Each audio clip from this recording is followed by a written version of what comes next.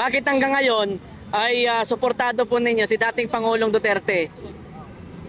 Hindi pa po nakaupo si Tatay Digong na presidente. Ako po ay bangag.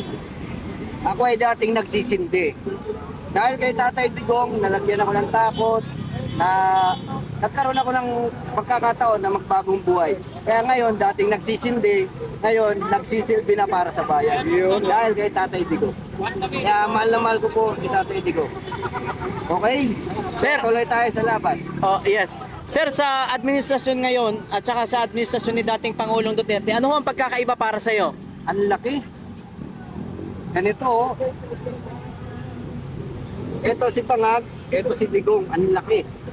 Ang pagkakaiba. Maraming proyekto si Digong, si Pangag. Marami ding concert, di ba? Yun ang pagkakaiba nun eh. Pangalawa, si Digong, yung time ni Digong,